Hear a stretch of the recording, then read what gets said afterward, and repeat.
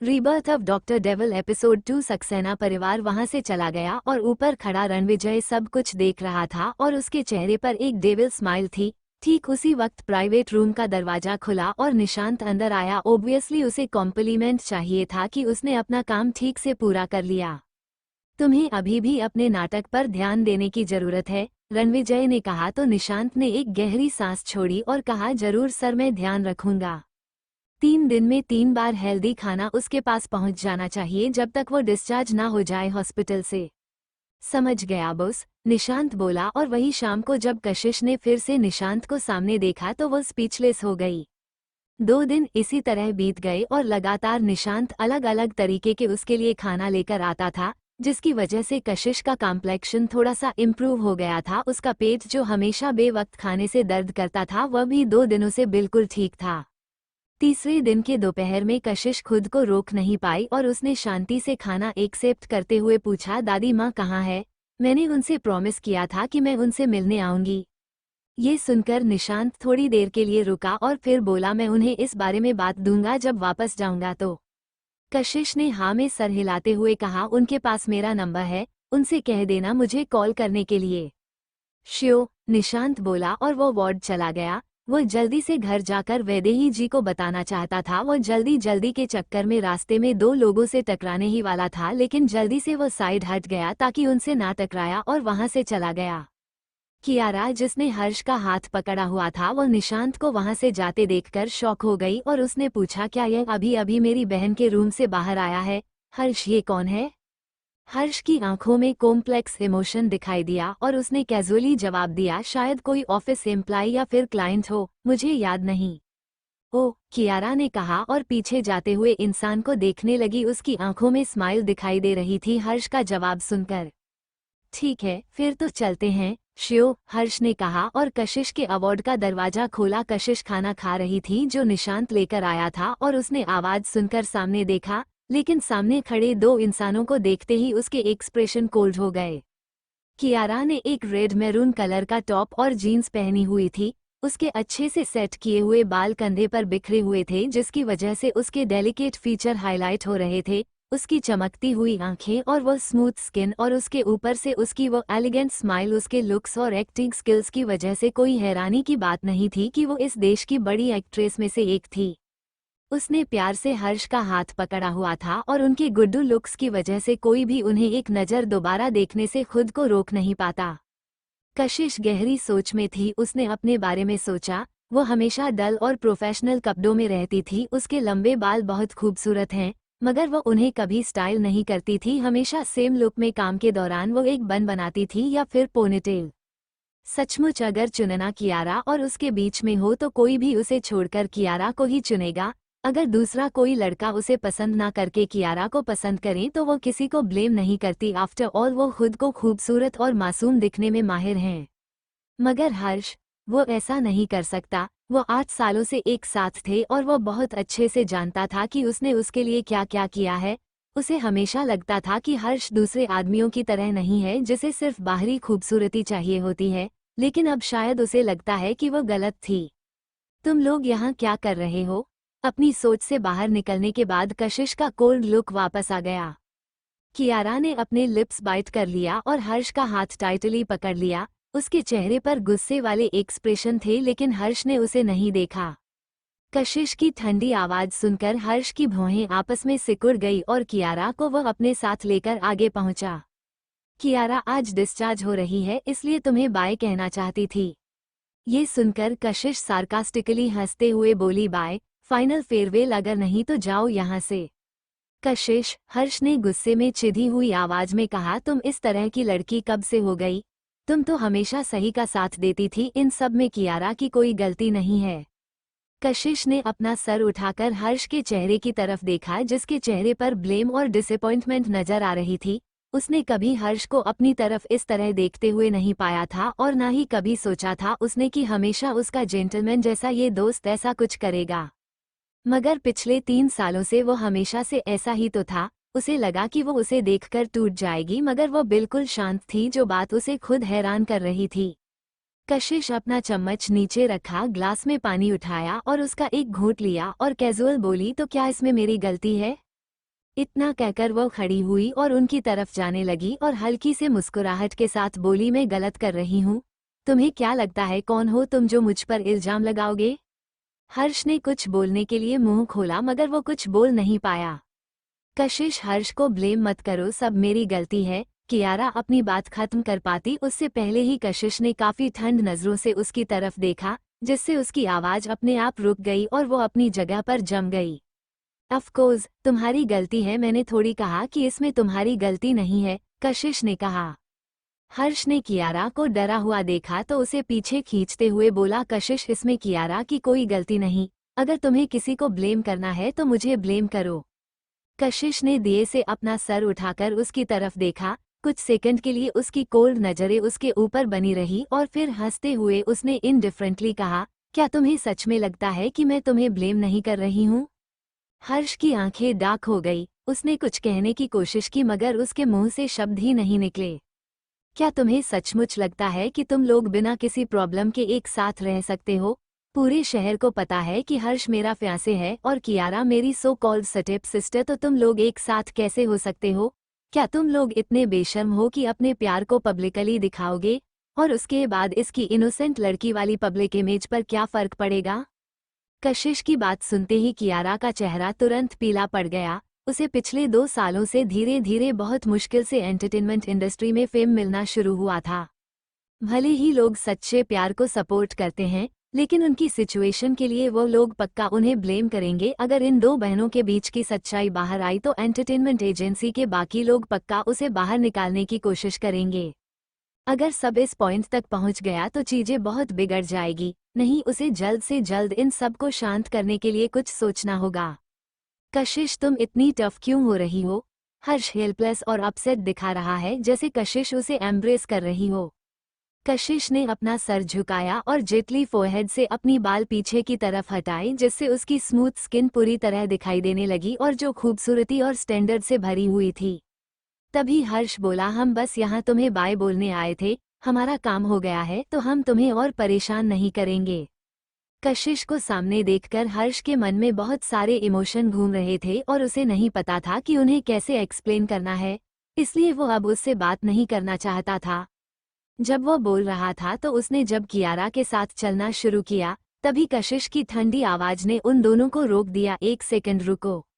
दोनों के दोनों रुक गए। उन्होंने कशिश की तरफ मुड़कर देखा जो उनकी तरफ आ रही थी। उसके ओवरसीज हॉस्पिटल गाउन में भी एक अलग एलिगेंस और स्ट्रेंथ के साथ बढ़ रही थी, जिससे हर्ष हैरान हो गया। कशिश उनके सामने खड़ी हुई और अपना सर टिल्ट करके डेविल स्माइल के साथ बोली, चलो पहले जो हुआ उसे साइड में रखते हैं। इतना कहकर वह रुकी और फिर कियारा की तरफ उसने देखा, जिसका दिल ऑलरेडी तेजी से धड़क रहा था।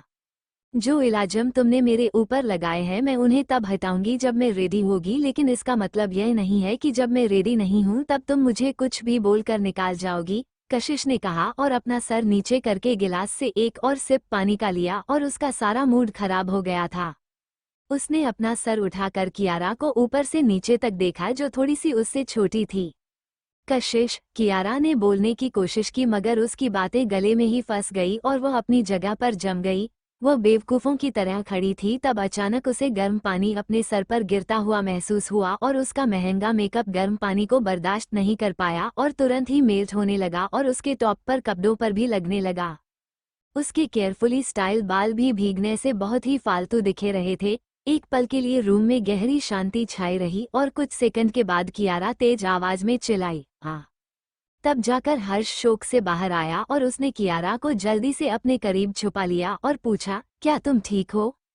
हर्ष, कियारा ने अपने लिप्स तेजी से बाइट कर लिया। उसे देखकर लग रहा था कि दुनिया की सबसे बड़ी नाइंसाफी उसी के साथ हुई है और वह रोने ही वाली है। वहीं उसकी हालत देखकर हर्ष के चेहरे पर एक जेंटलनेस और प्यार दिखाई दे रहा था और उसने उसे टाइटली गले लगा लिया।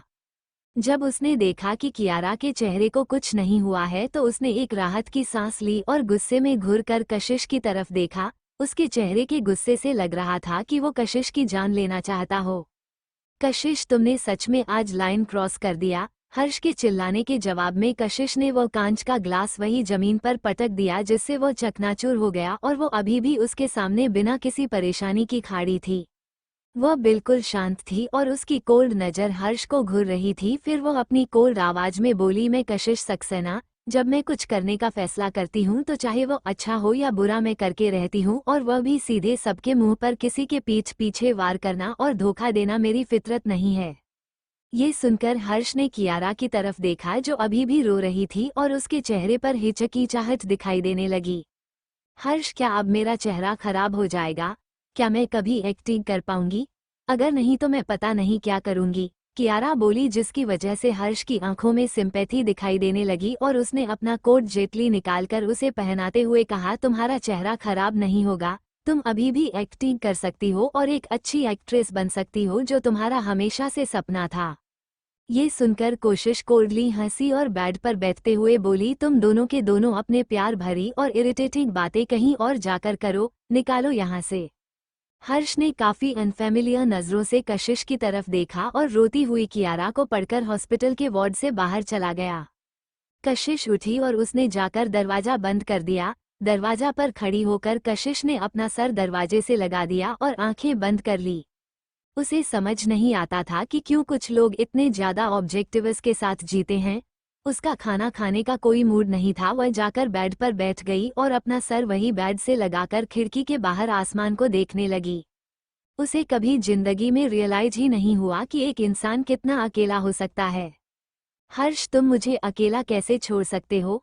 सब लोगों के जाने के बाद अकेला वो हमेशा उसके साथ रहता था। वह भी उसे छोड़कर जाने से एक बार नहीं हिचकिचाया। वो कितना क्रूएल है, जब उसे सबसे ज्यादा उसकी जरूरत है तो वो उसे छोड़कर जाना चाहता है। कशिश इन्हीं सब ख्यालों में खोई हुई थी। वह भी तो एक नॉर्मल इंसान है जिसके अंदर फीलिंग्स और इमोशन दोनों ही है। वह भी दर्द, खुशी, दुख, उदासी सब कुछ महसूस करती है। सब कुछ उसके ऊपर असर ना करे, इसके लिए वो कोई रोबोट नहीं है। अचानक से खिड़की से आई ठंडी हवा की वजह से वह होश में आई और उसकी बॉडी हल्की सी कांपने लगी। ठीक उसी वक्त उसके बगल में रखा हुआ फोन बजाने लगा। उस रात उसका पहना हुआ हैंडबैग और फोन दोनों ही वार्ड में आ गए थे। वह जानती थी कि इस वक्त उसे सिर्फ इकलौती एक ही इंसान फोन कर सकती है, उसकी सबसे अच्छी और प्यारी दोस्त रितिका। अपनी कॉलर आईडी चेक करते हुए कशिश को पता चला कि उसका अंदाजा बिल्कुल सही था और उसने कॉल पिक करते हुए कहा, बोलो रितिका। सॉरी कशिश, में काम की वजह से बहुत बिजी हूँ इसलिए नहीं आ पाई आज, रितिका ने तुरंत माफी मांगते हुए कहा। मैं जानती हूँ, तुम मेरी चिंता मत करो, मैं बिल्कुल ठीक हूँ। पहले ठीक नहीं थी तो अभी ठीक हूँ। कशिश ने ऐसी बात कही जो किसी को समझ नहीं आती थी, लेकिन वह रितिका की हालत समझती थी।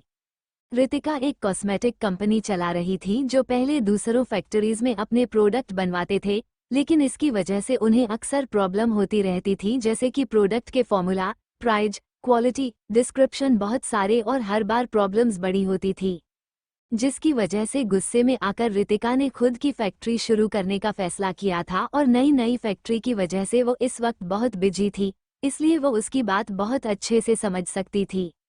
वहीं दूसरी तरफ से थोड़ी देर की शांति के बाद रितिका बोली, मैंने सुना कि हर्ष। जैसे ही रितिका ने अपनी बात खत्म की, मूड टेंस हो गया। कोई बड़ी बात नहीं है कशिश, अपनी जवानी के दिनों में किसके कुछ बुरे रोमांस के एक्सपीरियंस नहीं होते। याद रखना कि कैसे तुमने मुझे संभाला था जब कॉलेज में उस घटिया लड़के ने मुझे डम किया था, रितिका ने कहा। कशिश की नजरें को सेकंड के लिए इधर उधर हुई और उसने कुछ नहीं कहा। रितिका ने एक गहरी सांस छोड़ी और फिर अपने आप से ही बोली, लोग हमारी जिंदगी में आते जाते रहते हैं, इसलिए इस बात को लेकर परेशान होने की बिल्कुल जरूर नहीं है कि वो लोग कहाँ से आए थे और किस तरफ चले गए। हर्ष जस्ट एक गुजरने वाला इंसान था तुम्हारी जिंदगी में, इसलिए उसके बारे में सोचकर अपना ज्यादा टाइम वेस्ट करने की कोई जरूरत नहीं है। कशिश, तुम कितनी ग्रेट हो, तुम किसी अच्छे इंसान को डिजर्व करती हो। वो किसी और अच्छे इंसान को डिजर्व करती है। ये सुनकर कशिश के हाथ की पकड़ उसके फोन पर अचानक टाइट हो गई और एक जाना पहचाना मगर अजनबी चेहरा उसके दिमाग में फ्लैश हुआ।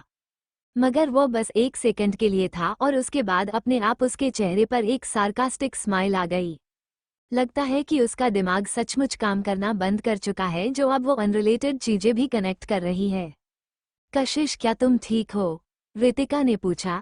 तो कशिश होश में आते हुए बोली, मैं ठीक हूँ, मैं बस सोच रही थी कि तुम सही कह रही हो।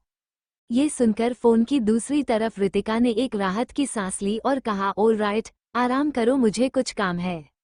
ओके, कशिश ने जवाब दिया, लेकिन जैसे ही वो कॉल कट करने वाली थी उसे रितिका की आवाज फिर से सुनाई दी। हॉल रोहन, कशिश। हाँ बोलो, कशिश ने पूछा। क्या तुम अभी भी हर्ष की कंपनी में आगे काम करने के बारे में प्लान कर रही हो? रितिका ने पूछा। तो कशिश हैरान हो गई, उसने अभी तक इस बारे में नहीं सोचा था। बात यह है कि मेरी रिसर्च और डेवलपमेंट टीम में स्टाफ बिल्कुल नहीं है और ना ही तुम्हारे जैसा कोई काबिल। अगर तुम हर्ष के साथ नहीं रहना चाहती तो क्या प्लीज तुम मेरी मदद करोगी? मुझे पता है कि तुम्हारे पास स्टारलाइट इंटरनेशनल है चलाने के लिए, मगर मुझे सचमुच तुम्हारी मदद की बहुत जरूरत है, रितिका ने कहा। तो कशिश ने थोड़ी देर सोचा और फिर सॉफ्टली कहा, अब जब हमारा ब्रेकअप हो ही गया है तो मेरे पास कोई कारण नहीं है कि मैं उसकी कंपनी में काम करती रहूं, लेकिन खाली भी नहीं बैठ सकती क्योंकि इतने सालों से बिजी लाइफ की आदत जो पड़ गई है। अगर तुम्हें मेरी जरूरत है तो मैं किसी भी वक्त मदद कर सकती हूँ। ओ मेरी जान, तुम लाइफ सेवा हो, जो भी तुम्हें जरूर हो तुम बोलो मुझे, मैं तुम्हारे लिए खाना बनाऊंगी, तुम्हारे पैरों की मसाज करूंगी, तुम्हें कुछ भी करने की जरूरत नहीं पड़ेगी और एक बार तुम मेरी कंपनी में आ जाओ तो सब कुछ करने के लिए तैयार हूँ मैं। रितिका इतनी ज्यादा एक्साइटेड बहुत ही कम होती थी और उसे इतना खुश देखकर कोशिश का भी मूड ठीक हो गया। कशिश हंसते हुए बोली, तुम सचमुच कुछ ज्यादा ही बोल रही हो। ये बिल्कुल ज्यादा नहीं है, मैं दुनिया की सबसे लकी पर्सन हूँ, समझी? तुम बहुत इम्पोर्टेंट हो मेरे लिए, रितिका ने कहा। ऑल राइट, शांत हो जाओ, क्या तुम्हारे पास काम नहीं था करने के लिए? जाओ अपना काम खत्म करो, कशिश ने जवाब दिया। ओके, रितिका और भी ज्यादा चीयरफुल साउंड कर रही थी इतनी बड़ी प्रॉब्लम सॉल्व हो जाने के बाद, और फिर उसने कैजुअली 2 मिनट और बातें की और फिर फोन कट कर दिया। कॉल के बाद कशिश के ख्याल थोड़े इधर उधर हो गए थे। वो खड़ी होने ही वाली थी और वॉक के लिए जाने वाली थी कुछ फ्रेश हवा के लिए। जब उसका फोन दोबारा बजा, वो कुछ सेकंड के लिए हिचकिचाई और फिर उसने फोन उठा लिया और उसने अपनी स्क्रीन पर एक अजनबी लैंडलाइन नंबर देखा। वो थोड़ी देर के लिए हिचकिचाहट ये सोचकर कि कहीं ये हर्ष की कंपनी की तरफ से कोई क्लाइंट कॉल तो नहीं, मगर उसने आखिर में कॉल उठा लिया। हेलो, कशिश की आवाज और ज्यादा प्रोफेशनल हो गई है। क्या तुम कोशिश हो? दूसरी तरफ वाली आवाज में एनर्जी भरी हुई थी और फिर भी समझ में आ रहा था कि दूसरी तरफ वाला इंसान यंग नहीं है, और किसी बुढ़े इंसान की आवाज सुनकर कशिश की आंखों में कंफ्यूजन दिखाई दिया। हाँ, मैं कशिश बोल रही हूँ, क्या मैं पूछ सकती हूँ कि आप कौन है? अरे, मैं वही बुढ़ी औरत हूँ जिसे तुमने पिछली बार गार्डन में देखा था। मैंने निशांत से सुना कि तुम मुझसे मिलना चाहती हो, दूसरी तरफ वाली लेडी ने कहा। तो कशिश का कंफ्यूजन तुरंत दूर हो गया। हाँ, मैंने प्रॉमिस किया था कि मैं आपसे बात करने के लिए आऊंगी, मगर मैं इतने दिनों तक आपको कॉल नहीं कर पाई। आई एम रियली सॉरी, कशिश ने कहा। इट्स ओके, तुम्हारी हेल्थ पहले आती है, तो अगर तुम फ्री हो तो यहाँ आ जाओ, मैं निशांत को कहती हूँ तुम्हें पिक करने के लिए, वैदेही जी ने कहा। कशिश ने ये सुनकर बाहर के मौसम को देखा और मुस्कुरा का जवाब दिया, ऑल राइट। वेदेही जी ने फोन कट होने के बाद अपने हाथों को एक्साइटमेंट में रगड़ा और फिर लीला आंटी की तरफ मुड़कर बोली, जाओ और जाकर अपनी यंग मास्टर को फोन करो और उसे कहो घर आए और मेरे साथ डिनर करें। श्योर मैम, लीली आंटी ने हंसते हुए जवाब दिया और फिर मुड़ी और वहां से चली गई। वहीं अब जब कशिश किसी बड़े से मिलने जा रही थी तो उसने कर्टसी के तौर पर कपड़े बदलने का डिसाइड किया। वो आउटफिट रितिका उसके लिए खरीद कर देकर गई थी और वह ब्रांड न्यू था, मगर इतनी दिनों को हॉस्पिटल में बिताने के बाद कशिश को रियलाइज हुआ कि उसने ठीक से शावर नहीं लिया है। जब वो इसी बारे में सोच रही थी तो उसकी भौहें आपस में सिकुड़ गई और जैसे ही वो हिचकिचा रही थी तभी किसी ने दरवाजे पर नोक किया। मिस सक्सेना मैडम ने मुझे आपको पिक करने के लिए भेजा है, निशांत ने कहा। ऑलराइट, मुझे कुछ सेकंड दीजिए। कशिश ने जल्दी से अपने कदम बढ़ाए और कपड़े बदल लिए और उसके बाद निशांत को उस सेम रास्ते पर फॉलो करने लगी जो उसने लास्ट टाइम लिया था जब वो मिसेज रावत से मिली थी। वहां पर एक डोर था फैंस के बीच में जो उसने पहले नोटिस नहीं किया था। निशांत ने वह दरवाजा खोला और उससे पहले अंदर जाने दिया। सिर्फ उस फैंस ने ही हॉस्पिटल को पार्क से अलग किया हुआ था, जिससे कशिश हैरान हो गई। बड़े बड़े पेड़ थे उस बगीचे में और खूबसूरत प्लांट्स और अच्छे से लगाए हुए खूबसूरत फूल भी। भले ही कशिश को गार्डनिंग के बारे में ज्यादा नहीं पता था, मगर वह जानती थी कि परफेक्टली अरेंज किया हुआ इस तरह का लैंडस्केप पक्का किसी बहुत अच्छे गार्डनर ने डिजाइन किया होगा। ये काफी सिंपल मगर एग्जीक्यूटिव रेजिडेंस था। तो यह वह जगह है जहां मिसेज रावत रहती है? कशिव ने पूछा। हाँ, निशांत ने जवाब दिया तो कशिश अपने आप को पीछे मुड़कर हॉस्पिटल बिल्डिंग को देखने से रोक नहीं पाई, जो ज्यादा दूर नहीं था मगर बस इन पेड़ों के बीच के गैप से ही विजिबल था। यह एक शॉर्टकट है, बड़ी मैडम अक्सर अकेला फील करती है, इसलिए उन्होंने यहाँ पर ये दरवाजा बनवाया है और वो कुछ वक्त हॉस्पिटल के पार्क में चली जाया करती है बातें करने के लिए। निशांत कशिश को मेंशन के अंदर लेकर गया और उस ग्रीनरी के बीच में बने हुए उस रास्ते के बारे में अच्छे से एक्सप्लेन किया जो उन्होंने क्रॉस किया था। बड़ी मैडम मिस कशिश यहाँ आ गई है, निशांत ने कहा। अंदर आओ। अंदर से बेचैन और फ्रेंडली आवाज सुनकर कशिश जल्दी से अंदर गई और कशिश को देखते ही वैदेही जी ने तुरंत उसका हाथ पकड़ लिया। उनका हाथ रफ था झुर्रियों की वजह से, मगर उनके हाथ की वार्मथ ने कशिश को छू लिया। जैसे ही उसने बड़े से लिविंग रूम में कदम रखा, उसने देखा कि इस बड़े से मेंशन में सिर्फ कुछ ही सर्वेंट थे जो बहुत ही शांति और एफिशिएंट तरीके से काम कर रहे थे। कशिश और भी ज्यादा गिल्टी फील करने लगी और उसने कहा, I am sorry Mrs Rawat, delay के लिए। इट्स ओके, मुझे आदत है बस ये सोच सोच कर ही कि तुम किसी दिन मुझसे मिलने आओगी और मुझे कंपनी दोनों के लिए मेरे साथ रुकोगी, इसकी वजह से यह मैं कितने दिनों से खुश थी। कशिश के चेहरे पर गिल्ट देखकर वैदेही जी और भी ज्यादा प्यार महसूस कर रही थी इस काइंड लड़की के लिए। उन्होंने कशिश को ले जाकर सोफे पर बैठाया और खुद भी उसके सामने जाकर बैठ गई और उन्होंने अभी भी उसका हाथ पकड़ा हुआ था और छोड़ नहीं रही थी। कशिश उनके चेहरे पर जो अफेक्शनेट लुक था उसकी वजह से वो ओवरवेल्म फील कर रही थी। उसने इतने सालों में कभी ऐसा वार्मथ और प्यार महसूस नहीं की थी। उसके बदले में उस बस घिन भरे लुक्स, गुस्सा और बेइज्जती ही मिलती थी, यह जानने के बाद कि वो सक्सेना परिवार की बेटी है। वैसे तुम हॉस्पिटल में क्यों थी? वैदेही जी ने पूछा। तो ये सुनते ही कशिश के एक्सप्रेशन थोड़े से स्टिफ हो गए। कोई सीरियस बात नहीं है, बस एक्सीडेंटली मुझे चोट लग गई थी। ये सुनकर वैदेही जी की ग्रिप्स कशिश के हाथों पर मजबूत हो गई और उन्होंने पूछा, तुम मुझे सच क्यों नहीं बता देती बच्चे? ये सुनकर कशिश की पलकें जल्दी जल्दी झपकने लगी, जैसे उसके दिल के सबसे तकलीफ वाले हिस्से को छू लिया गया हो और उसकी वजह से उसे थोड़ा दर्द हुआ। उसने अपना सर दूसरी तरफ घुमा लिया और उदासी से खिड़की के बाहर देखने लगी और उसकी आवाज में कड़वाहट और कोल्डनेस भर गई।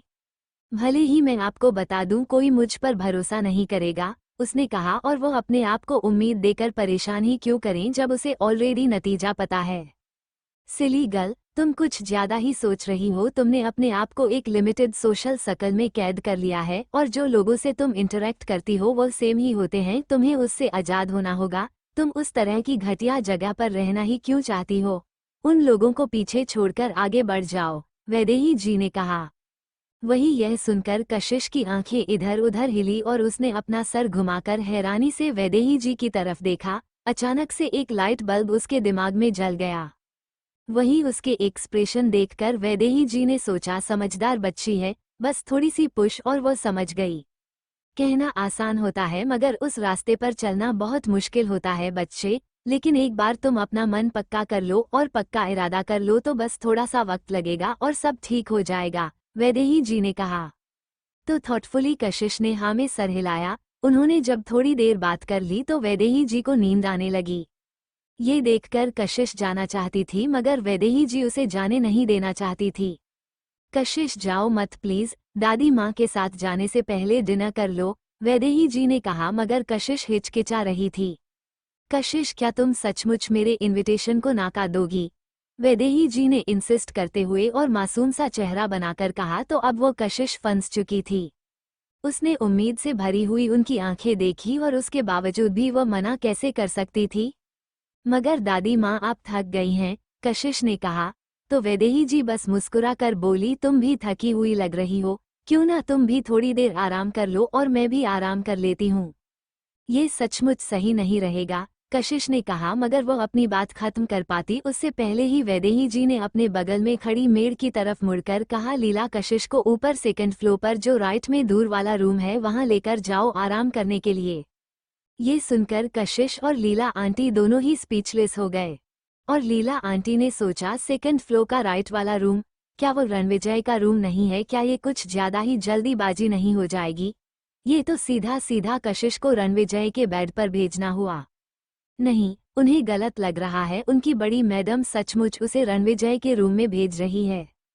लेकिन रणविजय कभी भी किसी को अपनी पर्सनल स्पेस में अलाउ नहीं करता है। उसके बेडरूम में तो दूर की बात है, क्या उन्हें डर नहीं है कि अगर यंग मास्टर वापस आ गए और उन्होंने उसे अपने कमरे में देखा तो उसे बेड से उठाकर खिड़की से बाहर फेंक देंगे? क्या ये कुछ ज्यादा ही ऑकवर्ड नहीं हो जाएगा? मैडम, जैसे ही लीला आंटी ओल्ड लेडी को रिमाइंड करवाने वाली थी, वो उनकी नजरें देखकर वो चुप हो गई। मेरा मतलब है कि क्या मिस कशिश सोने से पहले बात लेना चाहेंगी? अगर आपको लेना है तो मैं आपके लिए बाथटब अभी तैयार करवा देता हूँ, लीला आंटी ने कहा। अगर वो यंग मास्टर के बेडरूम में सो रही है तो उन्हें पहले फ्रेश हो जाना चाहिए, ये राइट है, लीला आंटी ने सोचा। और वही लीला आंटी का सजेशन सुनकर वैदेही जी की आंखों में चमक आ गई और उन्होंने उनकी तरफ अप्रूवल भरी नजरों से देखा। बिल्कुल, सोने से पहले नहाना अच्छा होता है, किसी से कहकर तैयार करवा दो। कशिश बहुत ही ज्यादा हेल्पलेस फील कर रही थी, लेकिन वैदेही जी को इतना खुश और इतनी वार्म हॉस्पिटैलिटी देखकर वह मना भी नहीं कर पा रही थी। और उसके अलावा उसे अच्छे से नहाने की जरूरत भी थी, क्योंकि वो हॉस्पिटल में ठीक से नहा नहीं पाती थी। कशिश को उस रूम में लेकर जाया गया जिसमें ले जाने के लिए वैदेही जी ने कहा था। सर्वेंट ने अभी अभी बाथटब तैयार किया था और वो लोग लीला आंटी के साथ रूम से बाहर निकल गए और उन्होंने जेटली दरवाजा बंद कर दिया। कशिश ने अपनी नजरें उस अनजान रूम में घुमाई। पूरे रूम का डेकोरेशन व्हाइट और ब्लैक कलर से था। रूम के सेंटर में एक बड़ी डबल बेड था और बेड पर रखी हुई सारी चीजें ब्लैक और व्हाइट कलर की ही थी। वो टोन बिल्कुल शांत था। एक ब्लैक प्योर वूल कालीन बेड के नीचे बिछाए हुआ था। पूरा रूम बिल्कुल साफ सुथरा था और ब्राइट लाइट उस रूम में बिखरी हुई थी, सिंपल मगर लग्जरियस। वह बाथरूम के दरवाजे पर गई और उसने अपने स्लीपर एंट्रेंस पर ही छोड़े और खाली पैर बाथरूम के अंदर चली गई। उसने ऑलरेडी कई महंगे घर देखे थे, इसलिए उस बड़े से बाथटब को देखकर उसे कोई हैरानी नहीं हुई और ना ही उसे कुछ स्पेशल लगा। अपने कपड़े निकालने के बाद उसने अपने आप को पूरी तरह से गर्म पानी में डूबा हुआ दिया और उसके दिल में भरा हुआ डिप्रेशन और गुस्सा धीरे धीरे गायब होने लगा। वह पानी सिल्क की तरह सॉफ्ट था और वार्मली उसकी बॉडी और उसके अंदर के ठंडे खून को वार्म कर रहा था। उसने कंफर्टेबल होकर एक गहरी सांस छोड़ी और बाथटब के एज पर लिन होते हुए जेटली अपनी आंखें बंद कर ली। तभी अचानक सफोकेशन फील होने से वो लंबी लंबी सांसें से लेने लगी और डूबने का डर कशिश को होश में ला चुका था। शायद इतनी दिनों की थकान मिटने की वजह से और गर्म पानी की वजह से वो बाथटब में ही सो गई थी और उसकी बॉडी धीरे धीरे स्लिप होकर पानी के अंदर चली गई। जब तक गर्म पानी ने पूरी तरह से उसकी नाक को कवर नहीं कर दिया और उसे सांस लेने में प्रॉब्लम नहीं होने लगी, उसके बाद वह होश में वापस आई और टब का पानी चारों तरफ फैल गया। उसने अपने हाथों से टाइटली टब की एज को पकड़ा हुआ था और लंबी लंबी सांस ले रही थी।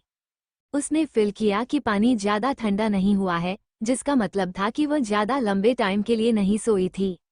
मगर अभी अभी क्या हुआ उसे याद करके वो तुरंत बाथटब से खड़ी हुई और उसने जाकर शावर लिया और वो व्हाइट बाथरोब पहन लिया जो मेड ने उसके लिए एडवांस में तैयार किया था।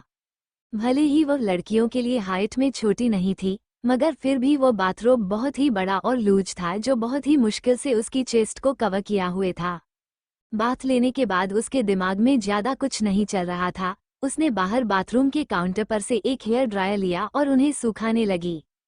उसके बाल, जिनका उसने कई वक्त से अच्छे से ख्याल नहीं रखा था, अभी भी उनमें उनका नेचुरल कलर था और शायद वो अपने बालों को ज्यादा ही बांध कर रखती थी। इसकी वजह से वो थोड़े से कली हो गए थे और उसके बाल कैजुअली बाउसी होकर उसके कंधे पर लटके हुए थे और उसका चेहरा बिना किसी मेकअप के भी गर्म पानी में नहाने की वजह से हल्का लाल हो गया था। उसके डार्क हेयर, व्हाइट बाथरोब और डेलिकेट और गोरी गर्दन उसे बहुत ही ज्यादा सेक्सी लुक दे रहा था। कशिश कैजुअली बाथरूम से बाहर आई और दरवाजे पर रखे हुए स्लीपर्स पहन लिए और शांति से बेड के पास गई। उसने ब्लैंकेट उठाया और बेड पर जाकर लेट गई। उसकी खुशबू बहुत ही ज्यादा अच्छी थी। इतने अच्छे बात के बाद एक अच्छी नींद लेना दुनिया की सबसे बेस्ट चीज थी। अभी भी शाम का ही वक्त था, लेकिन सर्वेंट ने ऑलरेडी डिनर तैयार करना शुरू कर दिया था। वो लोग इतना बिजी काफी लंबे समय से नहीं हुए थे। दोपहर के किसी वक्त विला का दरवाजा खुला और जो विला में लंबी चुप्पी फैली हुई थी, उसके बाद यह आवाज सबको सुनाई दी और सब समझ गए कि कौन आया है। लीला आंटी जल्दी से दरवाजे तक पहुंची तो उन्होंने सामने से आते हुए ब्लैक सूट वाले हैंडसम आदमी को देखा। रणविजय सर, आप जल्दी आ गए, लीला आंटी ने हैरानी से कहा, मगर तुरंत ही उनके चेहरे पर एक मुस्कुराहट आ गई। लगता है कि मिस कशिश सचमुच बाकी लड़कियों से अलग है। हाँ, रणविजय ने इनडिफरेंटली जवाब दिया और अपने शूज चेंज करके बिना जैकेट उतारे ही वो डायरेक्टली लिविंग रूम में चला गया। जब एक ठंडी हवा लीला आंटी के पास होकर गुजरी तो उनकी स्माइल और भी बड़ी हो गई। लिविंग रूम में कोई नहीं था, ये देखकर रणविजय की आंखें थोड़ी सी शिफ्ट हो गई।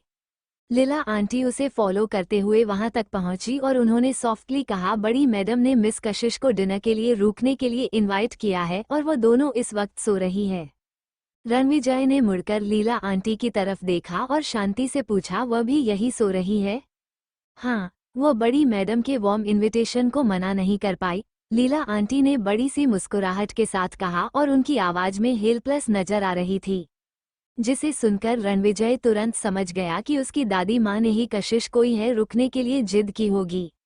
अभी तक डिनर तैयार नहीं हुआ है, आप भी जाकर थोड़ा आराम कीजिए। यंग मास्टर, आप भी देश में तुरंत वापस लौटने बाद कंपनी का इतना सारा काम संभाल कर थक गए होंगे, लीला आंटी ने कहा। कोई बात नहीं, रणविजय ने इंडिफरेंटली जवाब दिया और फिर अपने सूट के लिए बटन खोलते हुए ऊपर जाने लगा। थोड़ी देर बाद अचानक से वह रुक गया और उसने सीढ़ियों के नीचे खड़ी लीला आंटी को देखा, जिनके चेहरे पर मुस्कुराहट थी। जब लीला आंटी ने देखा कि रणविजय ने फाइनली अपनी नजरें उनके ऊपर से हटा ली है तो वो बोली, आप जाकर आराम कर लीजिए वरना बड़ी मैडम को आपकी चिंता हो जाएगी।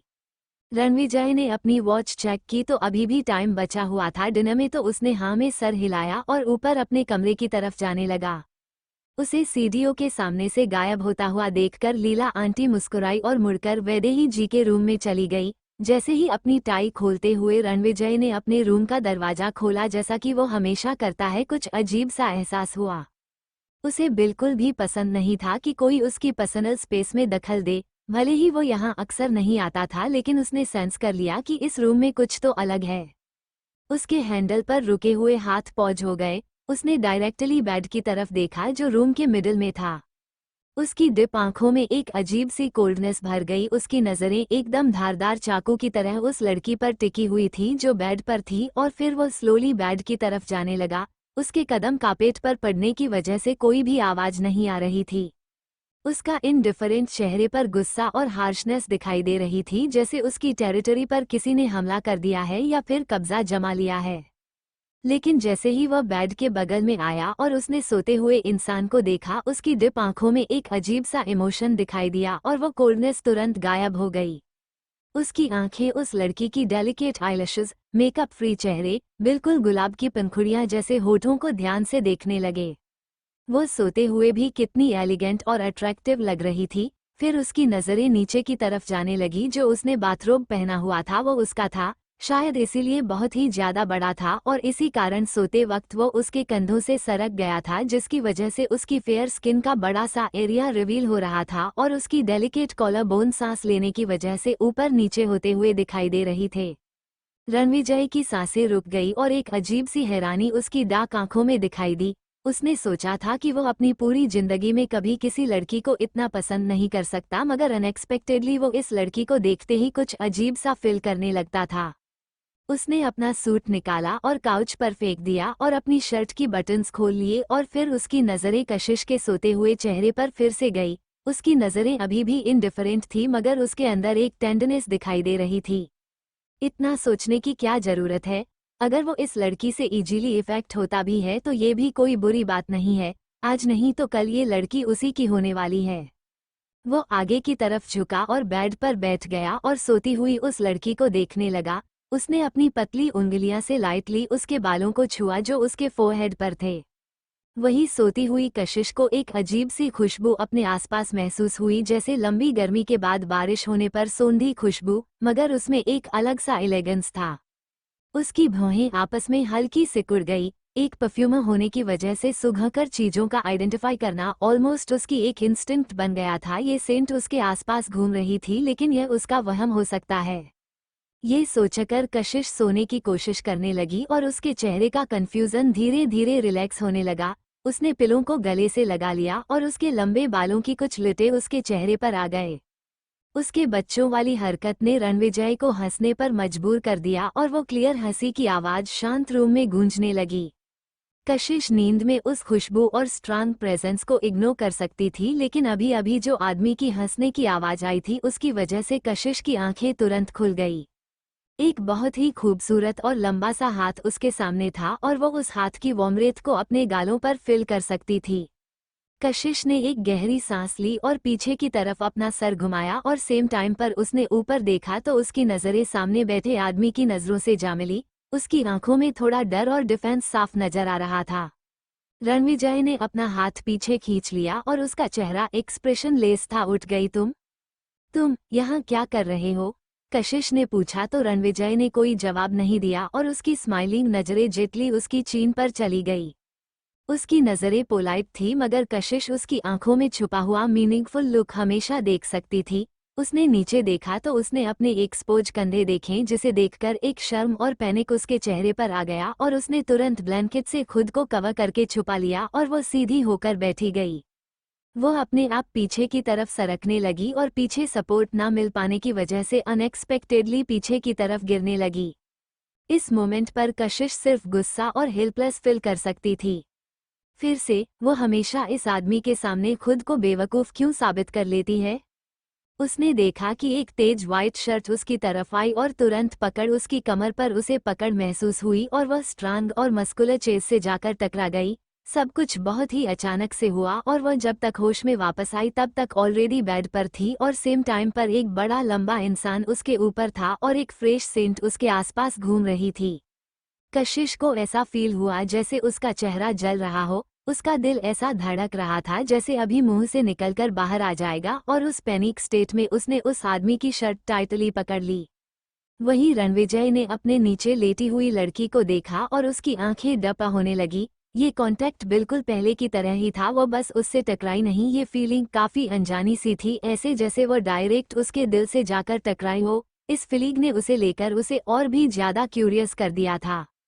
वो कुछ सेकंड के लिए शांत रहा और अपने नीचे लेटी हुई लड़की के एम्बेस्ड और पैनिक एक्सप्रेशन देखने लगा, जिससे उसके होठों पर एक मुस्कुराहट आ गई। तुम हमेशा से ही ऐसे क्लमजी हो? रणविजय की धीमी मगर चिढ़ाने वाली आवाज कशिश को सुनाई दी। मेरे साथ पहले से कभी नहीं हुआ। कशिश ने जल्दी से एक्सप्लेन करने की कोशिश की, लेकिन जब उसने देखा कि उसकी बात सुनकर रणविजय के हैंडसम चेहरे की स्माइल और भी ज्यादा स्ट्रांग और बड़ी हो गई तो वह भी ज्यादा एम्ब्रेस फील करने लगी। तो क्या तुम्हारे साथ ऐसा सिर्फ मेरे सामने ही होता है? रणविजय ने पूछा। वह बातें बिल्कुल क्लियर थी मगर कशिश ने अपना सर दूसरी तरफ घुमा लिया और कुछ नहीं बोली तो रणविजय लाइट स्माइल के साथ बोला, ये तो और भी अच्छा है। ये सुनकर कशिश का चेहरा और थोड़ा लाल हो गया। तुम यहाँ क्या कर रहे हो? कशिश ने पूछा। तो रणविजय एक शरारती मुस्कुराहट के साथ बोला, तुमने मेरा बाथरूम इस्तेमाल किया, मेरा बाथरूम पहनकर मेरे बेड पर सो रही हो और अब तुम मुझसे पूछ रही हो कि मैं यहाँ क्या कर रहा हूँ?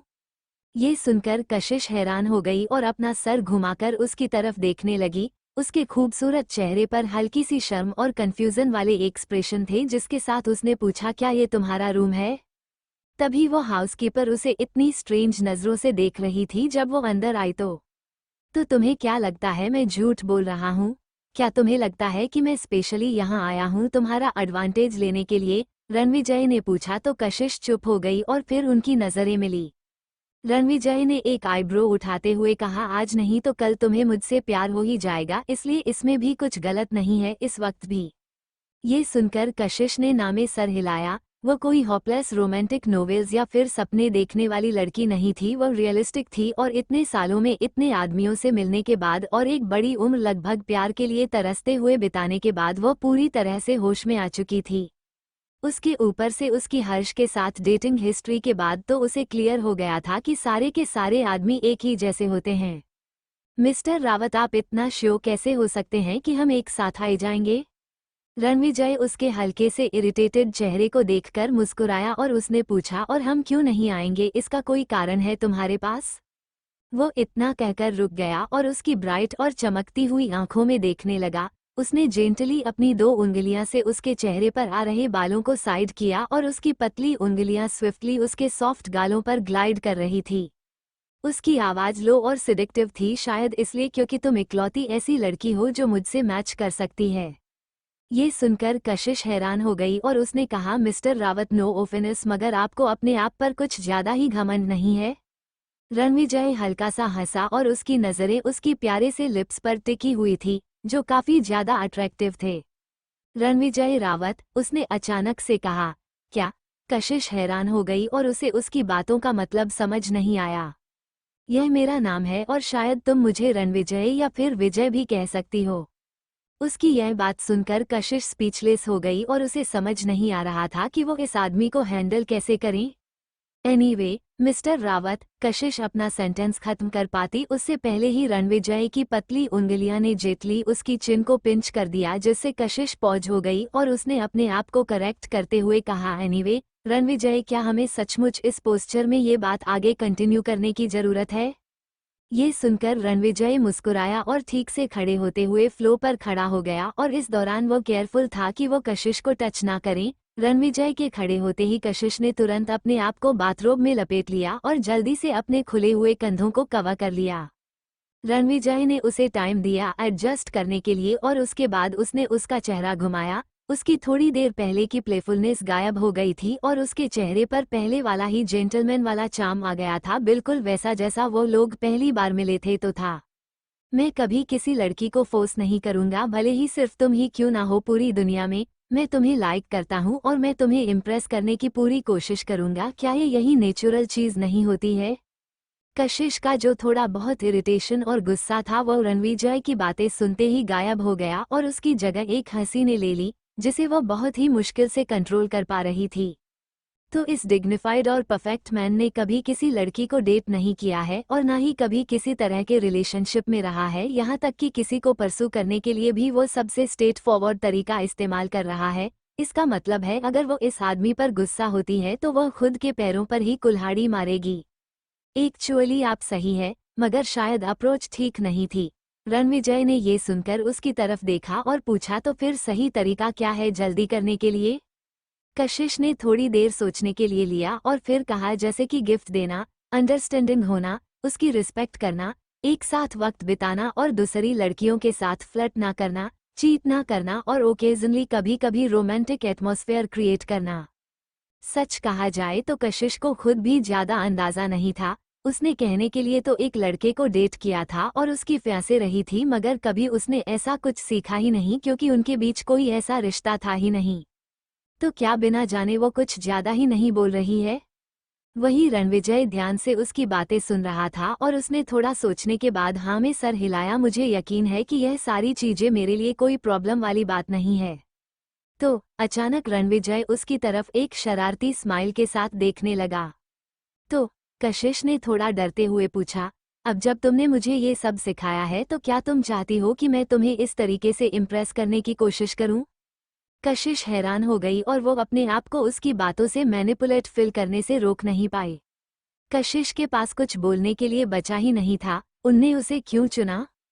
उसने कहा कि सिर्फ वही उससे मैच कर सकती है। वो उसकी ब्लंट बातों को रिजेक्ट करना चाहती थी, मगर उसने उसकी रिजेक्शन को एक्सेप्ट करने से ही इनकार कर दिया। सारे डिसीजन उसके ही कंट्रोल में है। उसे तो ऐसा लग रहा था जैसे वो कुछ भी मायने नहीं रखती। उसकी प्राइड सबकॉन्शियसली उसे रणविजय की तरफ आगे बढ़ने से रोकते थी, मगर रणविजय के सामने आते ही वो हमेशा पावरलेस फील करती थी। उसने अपने बाल बांधे, एक गहरी सांस ली और फिर छोड़ी।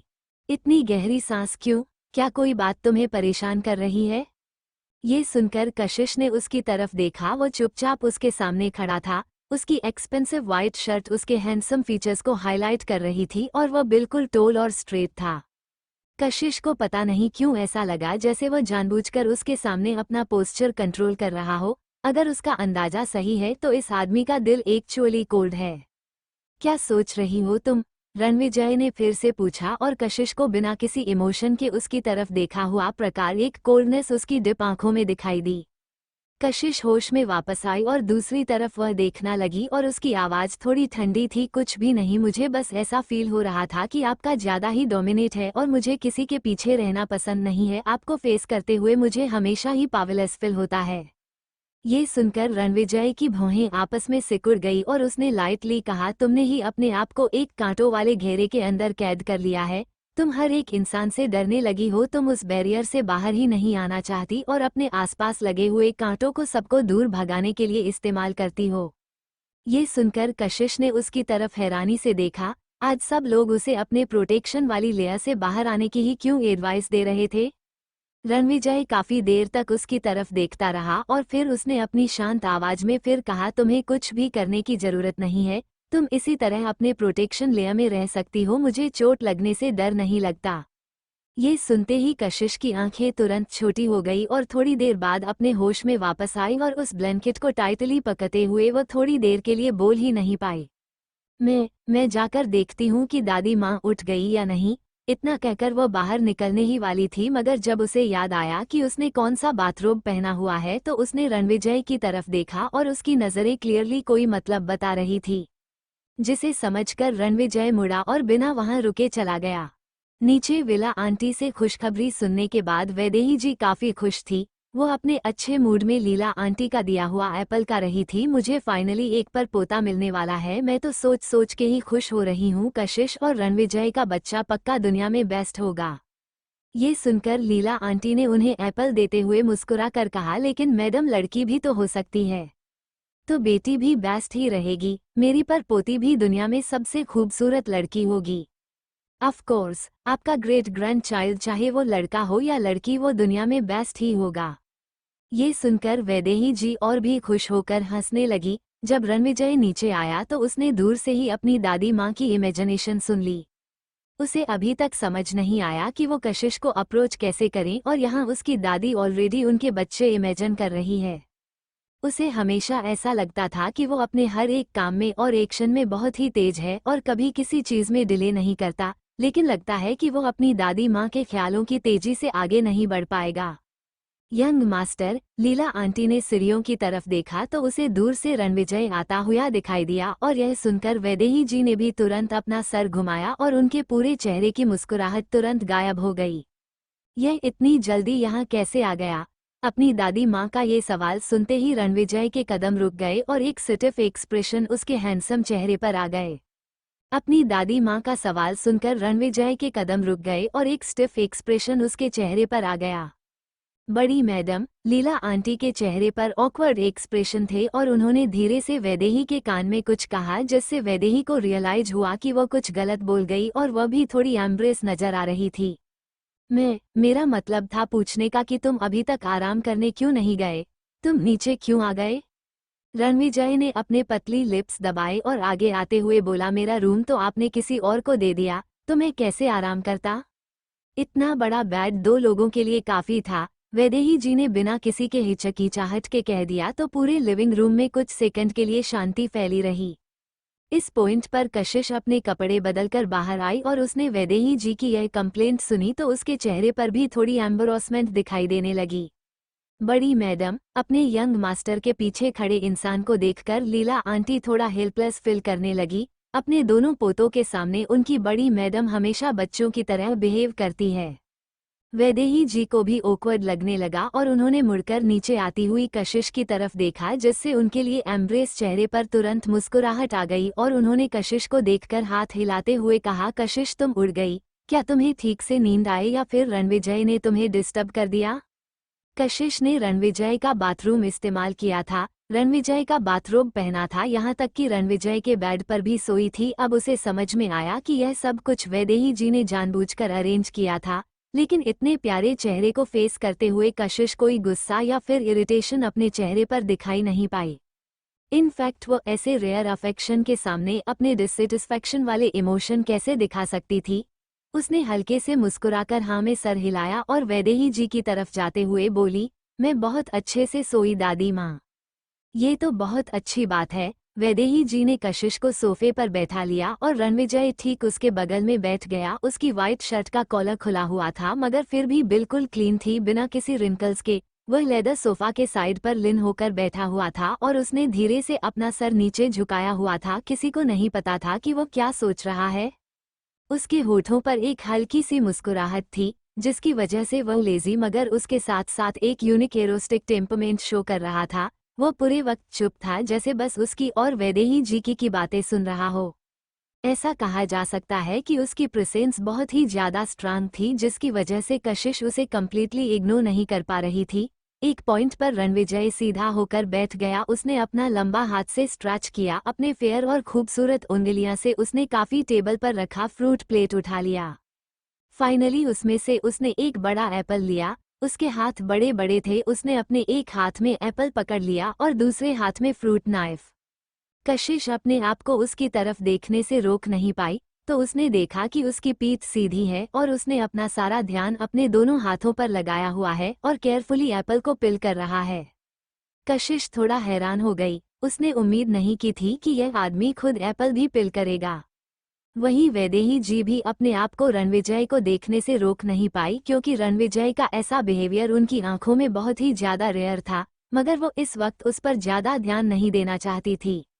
उन्होंने ऑलरेडी कशिश को उसके रूम तक भेज दिया था, मगर फिर भी उसने इतने अच्छे मौके का फायदा नहीं उठाया। कितना नालायक लड़का है। वैदेही जी की भौहें गुस्से की वजह से आपस में सिकुड़ गई और उसकी तरफ देखते हुए उन्होंने अपना सर फिर कशिश की तरफ घुमाया और उसका हाथ पकड़ते हुए पूछा, कशिश तुम इस वक्त कौन सा काम कर रही हो? कशिश थोड़ा हिचकिचाई और फिर उसने कहा, मैं परफ्यूम्स डेवलप करती हूँ और एक छोटी पब्लिक रिलेशन कंपनी भी है जो मेरी माँ ने मेरे लिए छोड़ी थी। ये सुनकर वैदिक जी थोड़ा हैरान हो गई और उसका हाथ और भी टाइटली पकड़ते हुए बोली, तुम इतनी बिजी कैसे हो सकती हो? एक कंपनी मैनेज करना कोई आसान काम नहीं है। और पहले मैं मल्होत्रा फैमिली की कंपनी में। हर्ष के बारे में सोचते ही कशिश की आवाज अचानक से ही रुक गई। उसने अपना सर नीचे किया और सब्जेक्ट चेंज करते हुए बोली, मैंने अपनी कर्ज जॉब छोड़ने का प्लान कर लिया है, मगर मेरी फ्रेंड को मदद की जरूरत है, इसलिए मैंने हॉस्पिटल से डिस्चार्ज होने के बाद उसकी मदद करने का फैसला किया है। उसकी कंपनी क्या करती है? फाइनली रणविजय बोला और सेम टाइम पर उसने वो अच्छे से पील किया हुआ और कट किया हुआ एप्पल कशिश की तरफ बढ़ाया। कशिश थोड़ा हैरान हो गई। उसने प्लेट में रखे एप्पल की तरफ देखा, मगर लेने के लिए हाथ आगे नहीं बढ़ाया। रणविजय ने फिर से अपना खूबसूरत और सफेद हाथ हिलाते हुए कहा, हम लोग इतने लंबे वक्त से बात कर रहे हैं, क्या तुम्हें भूख नहीं लगी? ये सुनकर वैदेही जी ने एक आईब्रो उठाई और कॉफी टेबल पर रखा हुआ कॉफी उठाकर पीने लगी। कशिश ने केयरफुली एप्पल उठाया और एक्सीडेंटली इस दौरान उसका हाथ गलती से देवांश की उंगलियां से छू गया और उसे थोड़ी ठंडक महसूस हुई। थैंक्स। उसने अपना सर नीचे झुका लिया और एप्पल का एक बाइट लिया। वो एप्पल की साउंड काफी अच्छी थी। एक ग्लिंट रणविजय की आंखों में दिखाई दी। उसने फ्रूट नाइट टेबल पर रखी और कुछ नैपकिन्स लेकर केयरफुली अपनी लंबी और बोन फिंगर्स साफ करना शुरू किया। उसके मूवमेंट बहुत ही ज्यादा केयरफुल थे, जो ये दिखा रहा था कि वो ऐसी चीजें अक्सर नहीं करता। वही कशिश को एप्पल खाता हुए देखकर वैदेही जी के चेहरे पर मुस्कुराहट आ गई। उन्होंने रणविजय की तरफ सेटिस्फाई स्माइल के साथ देखा, मगर उन्हें थोड़ी जलन भी हो रही थी। उन्हें कभी इतने सालों में अपने खुद के पोते के हाथ से पिल किया हुए अपन खाने का मौका नहीं मिला। अगर कशिश यहाँ नहीं होती तो उन्हें ये देखने का भी मौका नहीं मिलता। वही वो एप्पल कशिश को कुछ ज्यादा ही स्वीट लग रहा था, इतना स्वीट कि वो अपने दिल तक उसकी स्वीटनेस को फिल कर सकती थी। वैसे कशिश, तुम्हारी फ्रेंड की कंपनी करती क्या है? लिविंग रूम में पूरी तरह शांति थी, तो वैदेही जी ने बात का टॉपिक वहीं से उठाते हुए कहा जहां रणविजय ने छोड़ा था, और फिर से पूछा, मेरी फ्रेंड की कंपनी का नाम स्पॉटलाइट ब्यूटी है और वो लोग कॉस्मेटिक प्रोडक्ट्स बनाते हैं और अभी रिसेंटली अपनी खुद की फैक्ट्री बना रहे हैं। वो लोग इस वक्त काफी बिजी है। आई सी। वैदेही जी ने हाँ में सर हिलाया। उन्होंने छोटी छोटी सिंपल चीजों के बारे में बात की और जब कशिश ने अपने एप्पल खत्म कर लिया तो लीला आंटी वापस आए डिनर का याद दिलाने के लिए। इतना बड़ा एप्पल खा लेने की वजह से कशिश को भूख बिल्कुल भी नहीं थी, मगर वो लोग इतनी देर से उसके साथ ही डिनर करने के लिए इंतजार कर रहे थे और उसने ऑलरेडी वैदेही जी को प्रॉमिस कर दिया था, इसलिए वो मना नहीं कर सकती थी। बैठने से पहले रणविजय ने उसके लिए चेयर खींची तो उसने उसे सॉफ्टली थैंक यू कहा और बैठ गई, तो रणविजय ने उसके चेयर को हल्का शराब पुश किया। उनकी कॉर्पोरेशन बिल्कुल परफेक्ट लग रही थी और पोजीशन बिल्कुल सही थी और रणविजय जाकर कशिश के बगल में बैठ गया। वैदेही जी जो उनके सामने बैठी हुई थी वो काफी खुश लग रही थी उनके इस इंटरेक्शन को देखकर, और लीला आंटी जो हमेशा ही अपनी बड़ी मैडम के साथ रहती थी वो खाना खाते वक्त भी उनके पीछे खड़ी थी। भले ही कशिश ने ऑलरेडी कुछ खा लिया था, मगर फिर भी उसने बहुत ही ग्रेस के साथ स्पून उठाया और खाना शुरू किया। वो चेयर पर फैलकर नहीं बैठी हुई थी, उसके कंधे सीधे थे और उसकी बैक बिल्कुल सीधी, उसके चिन हल्की सी ऊपर थी और उसके लंबी आईलैशेस नीचे की तरफ थे। उसने प्लेट में रखे खाने की तरफ नीचे नहीं देखा और जब वो खाना भी खा रही थी तो भी उसकी एक्सीलेंट अपब्रिंगिंग और मैनर्स दिखाई दे रहे थे। ये देखकर लीला आंटी ने सिक्रेटली हाँ में सर हिलाया और वैदेही जी के साथ एक लुक एक्सचेंज किया। उनकी आंखों में सेटिस्फेक्शन साफ नजर आ रही थी। डिनर के बाद उन्होंने थोड़ी देर आराम किया और अंधेरा होता जा रहा था, इसलिए कशिश और ज्यादा देर नहीं रुक सकती थी तो उसने उन्हें बाय कहा। रणविजय भी खड़ा हो गया और एक बटलर तुरंत उसके लिए उसका जैकेट ले आया। मैं तुम्हें बाहर छोड़ आता हूँ। उसकी आवाज बिल्कुल डिप और क्लियर थी, एक सिंपल सेंटेंस जिसमें डिटर्मिनेशन नजर आ रही थी और उस बात को इनकार करना मुश्किल था और कशिश ने भी इनकार नहीं किया। वो दोनों एक साथ वहां से निकले और फिर भी उन्होंने सबसे फास्ट रूट चुना। तुम कब डिस्चार्ज होने वाली हो? रणविजय की डिप आवाज कशिश को अपने सर के पीछे से सुनाई दी। शायद 2 दिन बाद। ये सुनकर रणविजय शांत रहा कुछ सेकंड के लिए, फिर उसने कहा शायद मैं अगले कुछ दिनों तक बहुत बिजी रहूंगा। कशिश गेट के पास गई और फिर मुड़कर उसकी तरफ देखते हुए उसने कहा मैं अपने आप हैंडल कर लूंगी। वो शायद उसकी बातों का मतलब समझ गई थी, मगर उसके डिस्चार्ज वाले दिन रणविजय फिर भी आ गया। उस दिन का मौसम ज्यादातर लोगों को अच्छा नहीं लगता था। पूरे आसमान में काले बादल छाए हुए थे और हल्की हल्की बारिश हो रही थी।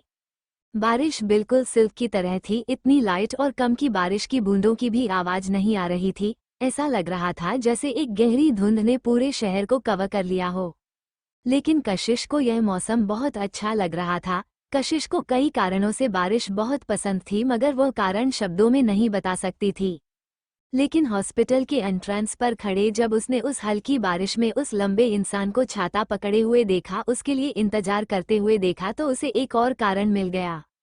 वो हल्की हल्की बारिश उस महंगी लग्जरियस गाड़ी के ऊपर पड़ रही थी, जिसकी वजह से वो ब्लैक कार और भी ज्यादा डिप और नॉर्मल लग रही थी। रणविजय गाड़ी के बाहर खड़ा था, अपने एलिगेंस प्रेजेंस के साथ एक अम्ब्रेला पकड़े हुए। उसके फेशियल फीचर्स परफेक्ट और एलिगेंट लग रहे थे। वह जो नेचुरल ऑरा नेचुरली उसके आसपास होता था, वो लोगों को एक कोल्ड और प्राउड फीलिंग देता था और एक अजीब सा प्रेशर क्रिएट करता था। मिस कशिश प्लीज अम्ब्रेला ले लीजिए। निशांत ने रिस्पेक्टफुली उसे एक अम्ब्रेला दिया तो कशिश ने ले लिया और उस अम्ब्रेला को पकड़े हुए वो धीरे धीरे उस बारिश में आगे बढ़ने लगी। रणविजय ने एक महंगा हैंडमेड सूट पहनेवा हुआ था जो बहुत ही अच्छे तरीके से आयरन था और वो अपनी डिप आंखों से कशिश को धीरे धीरे अपनी तरफ आते हुए देखा रहा था और एक हल्की मुस्कुराहट उसके होठों के कोनों पर बनी हुई थी। कशिश उसके सामने आकर रुकी और उस लंबे आदमी को देखते हुए कहा आपको आने की जरूरत नहीं थी, मुझे पता है आप बिजी हैं। तुमसे ज्यादा कुछ इम्पोर्टेंट नहीं है। उसकी डिप आवाज धीमी बारिश में फैल रही थी। कशिश की आंखें धीरे से फलीकर हुई और फिर उसने दूसरी तरफ घुमा ली। उसके हाथ अम्ब्रेला पर टाइट होते जा रहे थे और वो अपने अंदर की कंफ्यूजन और एम्बारसमेंट को छुपा नहीं पा रही थी। क्या इस आदमी ने सचमुच कभी किसी लड़की को डेट नहीं किया है? इसकी बातें कितनी ज्यादा टचिंग है और वो बिना कोशिश किए भी कितनी आसानी से फ्लर्ट कर लेता है। रणविजय ने उसकी एम्बारसमेंट नोटिस की और एक रेयर स्माइल उसके चेहरे पर आ गई। वो साइड हटा और खुद दरवाजा खोलते हुए कशिश की तरफ देखकर बोला अंदर बैठो। कशिश ने मना नहीं किया, अब जब ऑलरेडी यहाँ आ ही गया है तो उसे मना करना थोड़ा रूड हो जाएगा। निशांत ने उसके हाथ से अम्ब्रेला ले लिया और उसे झुककर गाड़ी के अंदर जाते हुए देखा। फिर रणविजय भी दूसरी साइड से जाकर अंदर बैठ गया। निशांत ने भी जल्दी से दोनों अम्ब्रेलास बंद किए और गाड़ी में रखकर खुद भी बैठा और सीट बेल्ट लगा ली। रेयर व्यू मिरर में देखते हुए उसने पूछा मिस कशिश आप कहाँ चाहती हैं, मैं कहाँ लेकर चलूँ आपको? उसके बॉस ने कभी भी उसे कशिश की इन्वेस्टिगेशन के लिए अलाउड नहीं किया था, इसलिए अफवाहों के अलावा वो ऑलमोस्ट उसके बारे में कुछ नहीं जानता था।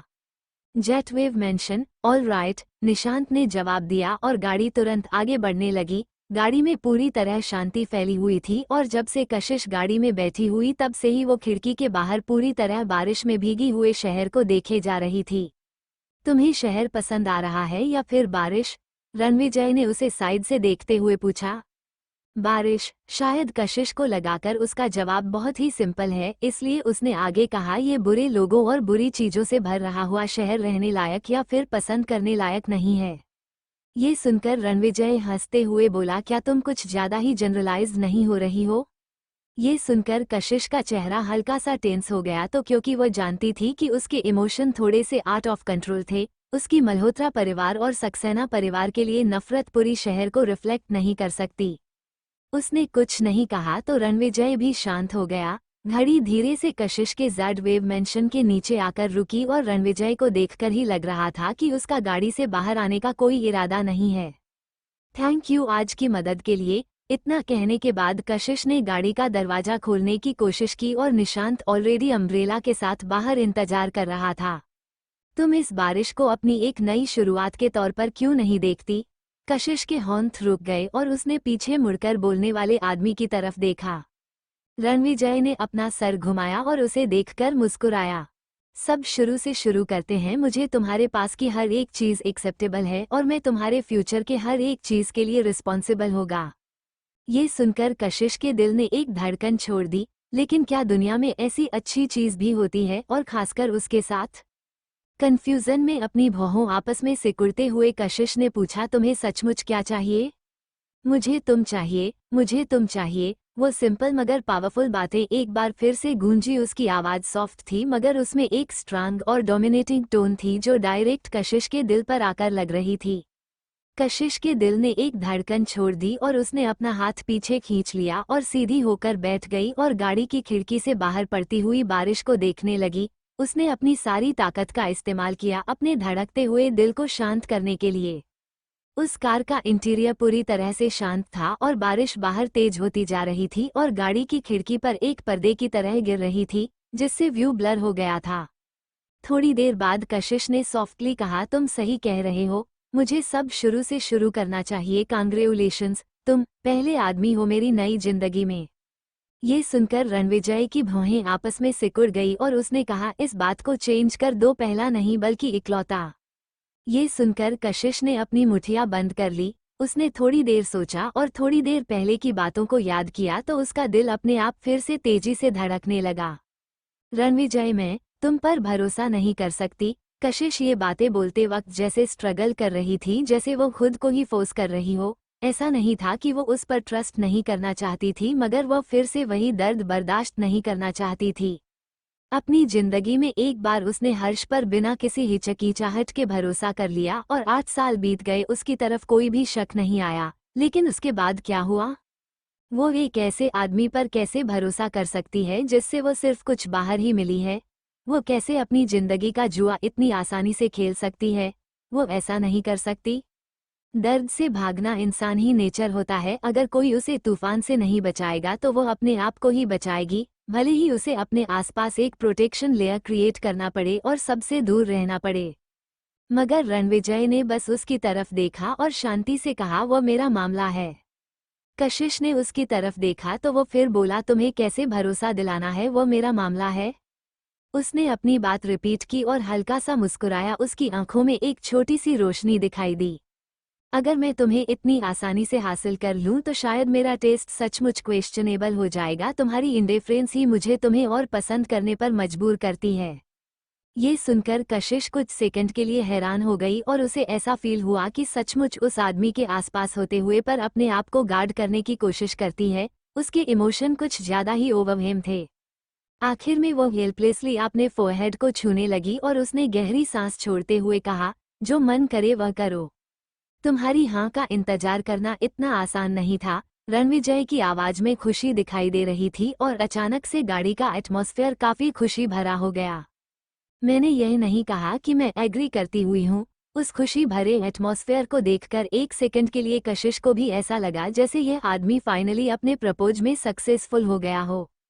मुझे पता है, रणविजय मुस्कुराया, तो तुम इतने खुश क्यों हो? क्या तुमने अभी अभी मुझे तुम्हें परसू करने के लिए एग्री नहीं किया? ये सुनकर कशिश ने चुपचाप अपने लिप वाइट कर लिए और एक एम्बारसमेंट उसके चेहरे पर आ गई। वह जानती थी कि आदमी चालक है और बातों को मैन्युपुलेट करना अच्छे से जानता है, मगर यह रिएक्शन कुछ ज्यादा ही फास्ट था। वो उसके साथ और बहस नहीं करना चाहती थी। क्या वो डिसाइड कर सकती है कि वो किस बात पर एग्री करेगी? अगर वो हाँ नहीं करेगी तो क्या वह हार मान लेगा? नहीं। आंसर बहुत ही ज्यादा ऑब्वियस था। वही अपनी बात खत्म करने के बाद उसने गाड़ी का दरवाजा खोला, मगर रणविजय ने हाथ आगे बढ़कर उसका हाथ पकड़ लिया और रणविजय का बड़ा हाथ कशिश के सॉफ्ट और छोटे से हाथों पर था और इस सिंपल टच ने भी थोड़ी देर के लिए कशिश की बॉडी को स्टिफ कर दिया। क्या कर रहे हो तुम, कशिश? रणविजय की डिप और खुशी भरी आवाज धीरे से उस गाड़ी के छोटे एटमॉस्फेयर में घूम रही थी। उसने उसका सिर्फ नाम ही लिया था, लेकिन ऐसा लग रहा था जैसे वो शब्द उसके गले में काफी लंबे वक्त से फंसा हुआ था और बहुत ही मुश्किल से उसके लिप्स से हुए निकाला, जो नेचुरली काफी ज्यादा चार्मिंग था। वही कशिश की पलकें हल्के सी कांप गई। उसे सॉफ्ट आवाज की वजह से उसका दिल तेजी से धड़कने लगा। Thank you for listening. मुझे उम्मीद है आपको ये स्टोरी पसंद आई होगी। अगर आपको पसंद आई है तो प्लीज़ लाइक और कमेंट करना ना भूलें और मोर स्टोरीज के लिए सब्सक्राइब करें। मिलते हैं नेक्स्ट वीडियो में।